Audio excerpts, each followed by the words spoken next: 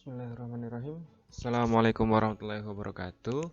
Kembali lagi bersama saya di pembelajaran matematika peminatan ya. Sudah beberapa materi kita bahas, utamanya adalah yang berbentuk sin X sama dengan sin A, cos X sama dengan cos A, dan tangen X sama dengan tangen A. Maka pada kesempatan kali ini akan kita up lagi ya ilmu kita dengan satu bentuk yang baru, yaitu sin X sama dengan A, cos X sama dengan A, dan tangen X sama dengan A.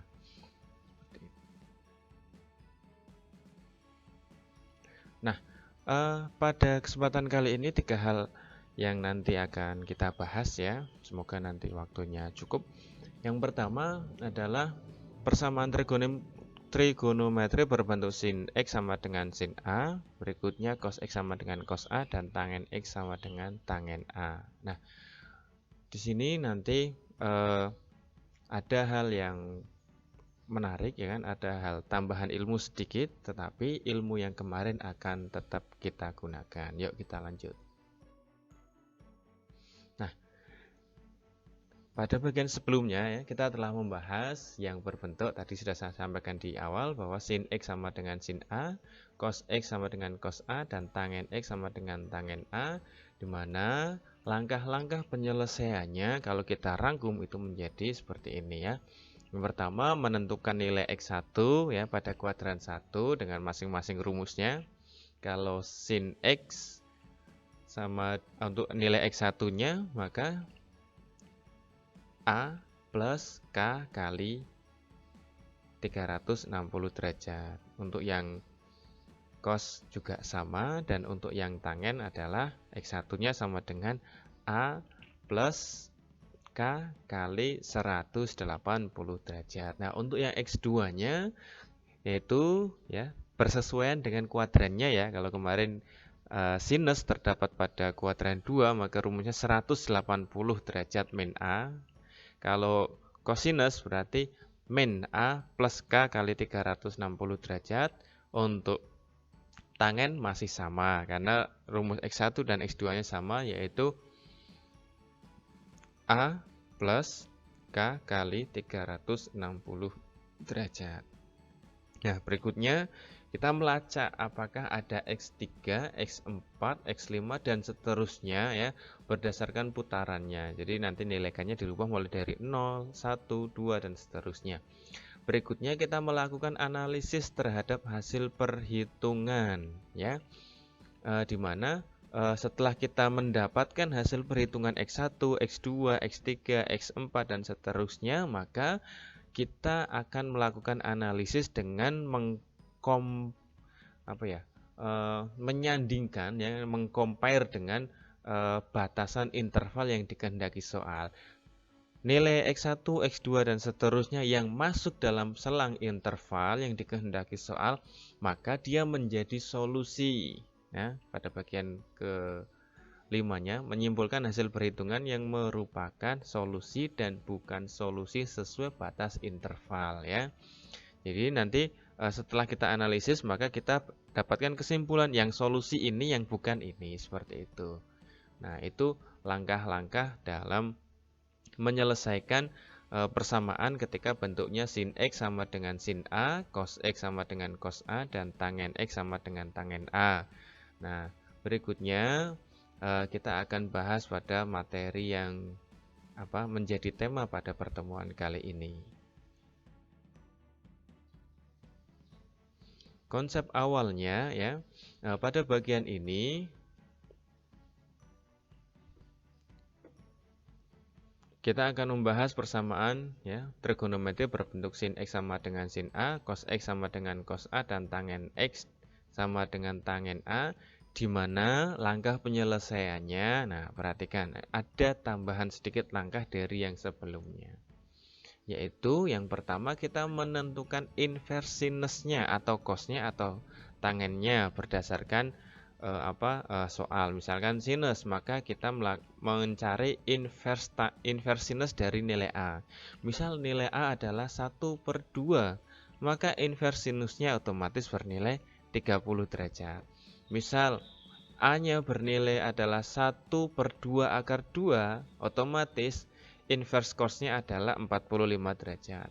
Misalkan A-nya bernilai akar 3, maka inverse tangennya adalah 60 derajat dan seterusnya seperti itu. Nah, nanti kita bentuk dalam bentuk sinusnya ya. Kita tuliskan dalam bentuk sinusnya. Misalkan inverse-nya ini sama dengan sin BB adalah sudutnya. Nah, sehingga terbentuk persamaan sin X sama dengan sin B, cos X sama dengan cos B, dan tangen X sama dengan tangen B. Nah, ini bentuknya sudah mirip dengan materi yang sebelumnya.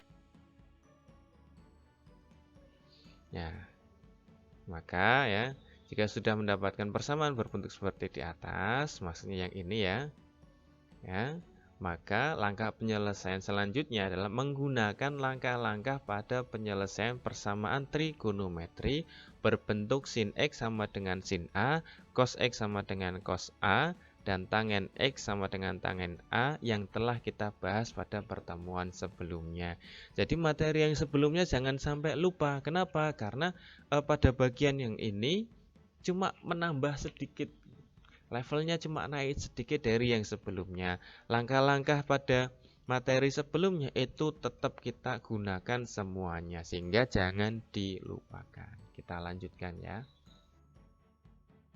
Nah, kita ke contoh soalnya. Tentukan penyelesaian dari sinus 2x sama dengan 1/2 akar 3 pada selang 0 sampai 360 derajat.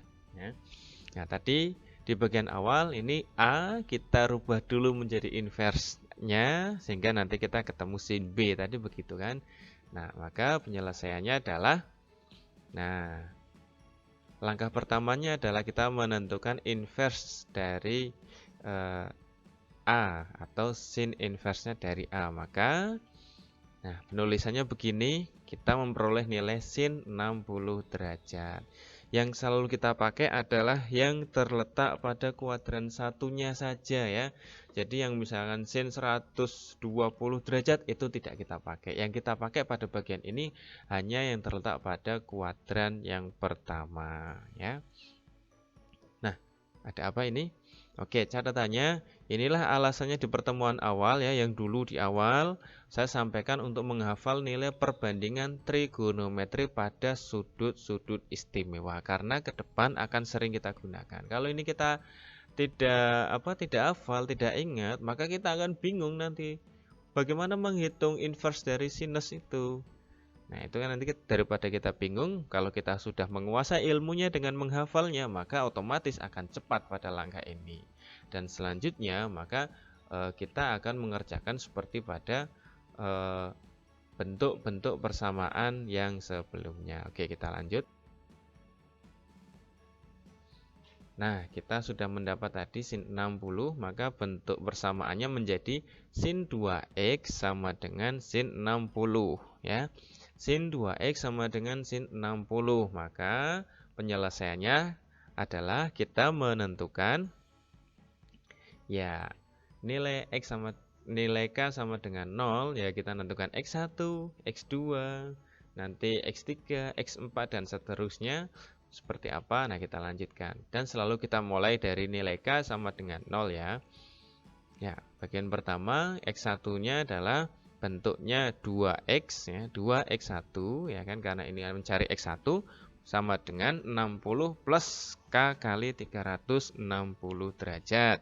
Maka kita nilai K sama dengan 0 otomatis tidak kita hitung, kita abaikan saja, menjadi 60, 2-nya dipindahkan seperti pada pertemuan-pertemuan sebelumnya. Saya ingatkan kembali, ini materi kelas 7 SMP. Jadi kalau kalian masih ada kendala, silahkan kalian buka kembali bukunya, coba kerjakan soalnya sehingga kita paham bagaimana alur algoritmanya seperti itu. Oke, X1 kita mendapatkan nilai 30 derajat.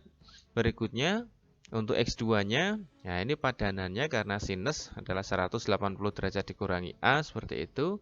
Nah, langsung kita hitung, kita dapat nilai X2-nya adalah 60 derajat. Kita ingat-ingat X1-nya 30 derajat dan X2-nya adalah 60 derajat. Terus kita lanjut atau tidak untuk mencari X3 kira-kira? Ya, karena X1 dan X2-nya ini masih berada pada batas interval, maka kita lakukan pengecekan lagi pada X3 dan seterusnya nanti sampai kita mendapat nilai X yang melampaui batas interval. Baru nanti kita berhenti. Maka kita lanjutkan. Nah, kita lanjutkan untuk nilai K sama dengan 1. X3-nya adalah 60 plus K kali 360 derajat. Kalau K-nya 1 berarti ini hasilnya 360 ditambah dengan 60 adalah 420 dibagi 2. Hasilnya 210 derajat. Untuk X4-nya ya kita harus memperoleh nilai seperti ini, 480 derajat dibagi 2. Terus menghasilkan nilai 240 derajat. Kita lanjut lagi atau tidak? Mencari apa? X5 perlu dicari atau tidak? X6 perlu dicari atau tidak? Nah, kalau kita tahu apa nilainya sudah melampaui batas atau belum, dengan kita mengingat batas interval, maka kita bisa memutuskan lanjut atau cukup seperti itu. Nah, karena 240 belum melampaui batasnya ya 360 batas yang dikehendaki soal, maka kita lanjut lagi. Nah, untuk X2-nya ya di sini belum saya tulis. X2-nya seperti ini perhitungannya. Oh, kok X2? Maaf, X5. X5-nya seperti ini. Untuk nilai K sama dengan 2. Kita dapat nilai 390, maka ya ini sudah melampaui batas, maka otomatis kita berhenti pada perhitungan X5. Berikutnya kita tuliskan semua hasilnya ya. X1-nya tadi 30, X2-nya 60, X3-nya 210, X4-nya 240, X5-nya 390. Nah, berikutnya akan kita buat analisisnya ya. Tadi kita mendapatkan nilai ini, berikutnya analisisnya. Nah, soal menghendaki selangnya 0 sampai 360, maka nilai X5 yang bernilai 390 bukan merupakan solusi karena tidak memenuhi batas interval yang dikehendaki soal ya, yaitu tadi 0 sampai 360, sehingga X5 bukan merupakan solusi. Jadi solusinya ada pada X1, X2, X3, dan X4 saja. Atau bisa ditulis HP-nya 30, 60, 210, dan 240. Seperti itu untuk contoh soalnya. Berikutnya yang cos dan tangen, silahkan nanti bisa dipelajari sendiri. Langkah-langkahnya sama ya. Nah, nanti kalau saya berikan soal silahkan dikerjakan. Begitu ya. Sekian dari saya. Assalamualaikum warahmatullahi wabarakatuh.